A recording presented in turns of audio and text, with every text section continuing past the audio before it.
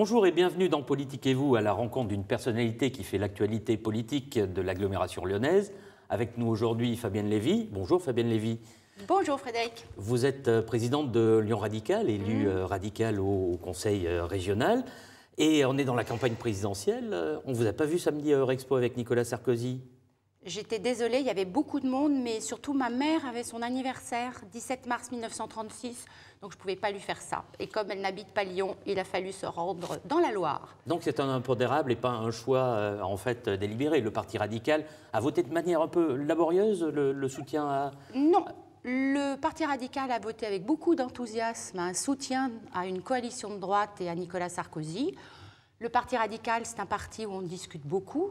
Et nous avons voté une motion de vigilance, vigilance qui s'entend par le fait que nous gardons notre liberté de parole sur tout un tas de sujets. Vigilance parce que notre projet, on veut que Nicolas Sarkozy le reprenne sur des points très importants, peut-être qu'on aura l'occasion d'en parler. Et puis, comme nous sommes indépendants vis-à-vis de l'UMP, nous avons joué à fond la carte de l'indépendance et de la liberté. Ça y est, vous avez pris votre indépendance. On rappelle que le Parti radical était un petit peu annexé ou... 14 mai de l'année dernière, oui. Donc pratiquement depuis un an, nous sommes indépendants, nous sommes un parti tout à fait indépendant de l'UMP. Ce qui ne veut pas dire que nous avons changé de coalition. Nous ne sommes pas dans une coalition de gauche. C'est la raison pour laquelle il nous est apparu très simple d'être dans une coalition de droite autour de Nicolas Sarkozy. Il y a aujourd'hui un suspense insoutenable. Tout le monde attend de savoir si Jean-Louis Borloo va se présenter avec Nicolas Sarkozy ou pas. Mais je crois que Jean-Louis Borloo est un président formidable et un peu atypique. Il fera campagne avec Nicolas Sarkozy, avec les radicaux autour de lui. Nous avons voté, nous n'avons pas voté une motion de défiance, nous avons voté une motion de vigilance. Il y a certains principes qui nous intéressent plus que d'autres. La rénovation urbaine. On va y venir sur ces... Oh oui, mais on va venir alors au je vous cœur laisse. des choses. Juste avant, j'avais encore une petite question sur la partie des radicaux quand même qui était plus favorable à soutenir François Bayrou. Vous savez, chez les radicaux, il y a cette idée de la République, de la laïcité et du centre. On a essayé de rassembler les centres. Jean-Louis Borloo a essayé pendant plus de 6 mois de rassembler les centres. Malheureusement, nous n'y sommes pas arrivés. Malheureusement, François Bayrou reste très personnel dans sa façon de voir les choses. Je pense qu'il a beaucoup déçu lors des dernières élections présidentielles avec son ni à gauche ni à droite. Et nous n'avons pas le temps aujourd'hui d'avoir des états d'âme. Nous avons juste le temps de faire gagner la France, juste et apaisée. C'est un peu le credo, et même sûrement le credo des radicaux. On vient maintenant au sujet de divergence pour l'instant avec Nicolas Sarkozy. Sur quel point précisément, vous avez cité la rénovation urbaine, sur quel point exactement vous voulez que son programme s'infléchisse pour parvenir d'un accord vigilant à un soutien, j'allais dire, total et... Je crois que vous avez dit divergence. Nous avons une fondamentale divergence qui est celle d'une république qui, pour nous, ne doit pas être communautarisée et doit rester laïque. Il n'y a pas de laïcité positive ou négative. Et je crois que sur les problèmes d'immigration aussi, quelque part, même sûrement, nous n'avons pas la même position. La remise en cause de traité de Schengen, par exemple ? Je crois que le traité de Schengen ne doit pas être remis en cause. On ne doit pas avoir des pots de yaourt, les Français, devant l'idée européenne aussi. Des pots de yaourt. Oui, des pots de yaourt. Vous savez, on a une espèce d'oubli. On appartient à l'Europe. Et je crois que le fondement européen est quelque chose de très important. Je crois qu'aujourd'hui, c'est l'anniversaire de la mort de M. Monnet. Oui. Donc c'est un jour important. L'Europe nous a protégés. L'Europe est une puissance économique. Pour en revenir à ce dont nous parlions, c'est-à-dire finalement, qu'est-ce qui va faire que le Parti radical a envie d'être avec Nicolas Sarkozy sur des thématiques fortes? On a été agréablement surpris lorsque Nicolas Sarkozy a repris l'idée forte de la rénovation urbaine. Aujourd'hui, il y a des problèmes qui subsistent et qui perdurent, très importants. Les jeunes n'accèdent pas au logement comme ils devraient accéder au logement. Donc ça, c'est la rénovation urbaine, c'est le dada. C'était aussi l'action de Jean-Louis Borloo au gouvernement. C'était l'action au gouvernement de Jean-Louis Borloo. On n'a jamais fait autant sous son mandat de ministre que pendant 10 ou 15 ans de gouvernement socialiste. La deuxième chose très importante, c'est la taxation, vous savez, des exilés. Vous savez, cette fameuse bonne idée de Nicolas Sarkozy, d'ailleurs je crois que M. Hollande regrette de ne pas y avoir pensé, évidemment, c'est une idée radicale. La deuxième chose aussi, c'est, et ça concerne les Français, leur emploi, la formation professionnelle, l'apprentissage. On veut un Grenelle de l'éducation. On veut dire aux Français que oui, le contrat de transition doit garantir une formation aux chômeurs et un salaire égal pendant leur temps de formation à l'activité qu'ils exerçaient. Pour les jeunes chômeurs ou pour tous les... Pour les jeunes chômeurs, le contrat de transition professionnelle. Et puis pour les apprentis, aujourd'hui, il y a 1 million d'apprentis dans le privé. Il y en a à peu près 150 000, me semble-t-il, si mes souvenirs sont bons, dans le public. Et aujourd'hui, on a un retard énorme sur l'apprentissage. Ça, ce sont des idées radicales.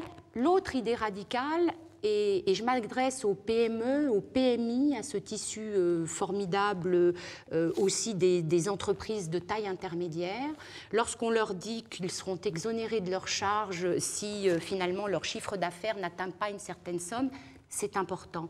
Et il faut se mettre autour de la table pour réfléchir avec ces PME, PMI à comment elles peuvent mieux innover, un peu sur le système allemand. Vous savez, en Allemagne, les PME, PMI sont très innovantes. C'est elles qui permettent de sortir de la crise. Alors oui, j'ai balayé ces quelques idées radicales qui sont en train d'être vraiment reprises par Nicolas Sarkozy. Et je crois que nous sommes contents. Tout va bien alors, donc tout va bien, vous êtes sur un petit nuage. Tout ce que... Je ne suis jamais sur un petit nuage parce qu'en politique, il faut toujours faire preuve de vigilance, de grande vigilance et de grande résistance. Qu'est-ce qui ne va pas encore dans le programme de Nicolas Sarkozy, écoutez, à part la discrimination positive ou le communautarisme? Je ne suis pas là pour dire ce qui ne va pas à mon petit niveau sur le programme de Nicolas Sarkozy. Je suis simplement en train de vous expliquer que finalement, il faut résoudre ensemble des contradictions qui sont dans le programme de Nicolas Sarkozy, qui peut faire des clins d'œil à la droite extrême. Le Parti radical sera extrêmement clair sur toute alliance avec l'extrême droite ou sur toute idée qu'il faille courir après les voix de Marine Le Pen, au même titre que je dénonce Hollande courant après les voix de Mélenchon, de l'extrême gauche, dont on sait que les deux programmes, extrême gauche et extrême droite, sont quand même très... complémentaires aussi. Quand Nicolas Sarkozy dit qu'il faut que tous les enfants mangent la même chose à la cantine, c'est bien ou c'est pas bien? Alors, si vous voulez me faire aller sur le terrain du halal ou du kasher, c'est ça? Oui. Eh bien, moi, je crois que l'école républicaine et la laïcité, c'est rassembler autour des différences. On a accepté dans la plupart des villes, et je crois à Lyon, de pouvoir servir des repas où le porc n'est pas dans le repas. À Lyon, il y a des menus sans viande, en fait. C'est une forme d'hypocrisie. On va dire que effectivement, il y a des repas végétariens, mais qui sont ni plus ni moins le respect de ce que les enfants font chez eux. Et je crois que l'école républicaine, elle doit amener un maximum de gens et d'enfants à se dire qu'ils appartiennent tous à la République. Et quand je disais qu'il faut résoudre les contradictions, c'est une forme de résolution des contradictions, de gestion d'une complexité. On ne peut pas annoncer que tout le monde mangera la même chose. D'ailleurs, je ne sais pas, vous aimez peut-être fortement le poisson, et pas moi, voilà, moi j'adore ça. Donc, vous voyez, et pourtant, on est tous les deux dans un repas, on a le choix. Donc, il faut laisser le choix des nourritures. Viande ou poisson. On va parler de la deuxième circonscription où vous allez être Je suis candidate, oui. Pour les législatives. Est-ce que vous allez avoir l'investiture de tout le monde, de toute la droite? Je ne sais pas. Aujourd'hui, j'ai l'investiture du Nouveau Centre, du Parti radical, de la gauche moderne. Et j'espère que je travaillerai avec tout le monde, notamment aussi avec le MoDem, qui à Lyon est puissant. D'ailleurs, je continue à les rencontrer très régulièrement. Je crois que lorsque je vous disais, j'ai envie que tout le monde puisse avoir comme seule idée de se confronter à Pierre-Alain Muet. Donc, mon adversaire, c'est Pierre-Alain Muet du Parti socialiste. J'avance. Si j'ai le soutien de l'UMP, j'en serai ravie. Si je ne l'ai pas, nous ferons des primaires devant les citoyens. Vous savez, je l'ai dit, ce sont les citoyens et les citoyennes, les Lyonnais et les Lyonnaises de cette circonscription qui choisiront en leur âme et conscience. Ce que je peux dire, c'est que Jean-Louis Borloo veut amener à l'Assemblée nationale des députés du Parti radical dans un groupe indépendant de celui de l'UMP, clairement. Il y a un monnayage de soutien des députés radicaux contre un soutien de Jean-Louis Borloo je ne sais pas, il faudrait demander, lui poser la question. Il faudrait lui poser la question. Moi, j'avance sereinement, fortement, de façon très déterminée. Ça fait 10 ans que je fais de la politique. Je pense qu'il doit y avoir beaucoup... Un peu plus. Non, 12 ans, j'étais... Oui, 98.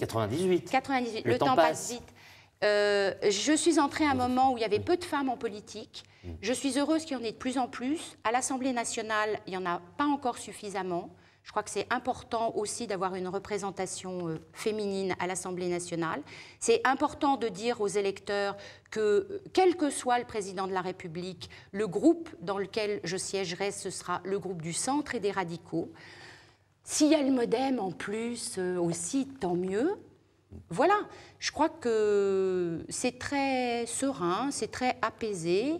Et je ferai ma campagne autour des thèmes forts que sont l'éducation, l'environnement et surtout l'emploi. Vous savez que j'étais vice-présidente en charge de la formation, de l'emploi. Une toute dernière question, Fabienne Lévy, sur le siège... Non, jamais. Sur le siège historique des radicaux, qui est rue d'Algérie. Oui. Qu'est-ce qui va devenir? Le bureau d'Édouard Herriot va disparaître? Ah non, le bureau d'Édouard Herriot ne va pas disparaître. Nous avons cru qu'il allait disparaître, mais nous sommes en transaction pour pouvoir continuer à faire jouir le Parti radical de ses bureaux historiques, mais aussi tous les Lyonnais, puisque vous savez qu'on a ouvert lors des Journées du patrimoine ce bureau avec les photographies, avec toute cette histoire de la République laïque. Le bureau et la pipe d'Édouard Herriot. Merci Fabienne Lévy. Merci à vous également de nous avoir suivis dans Politique et vous. À très bientôt sur Lyon Capitale TV.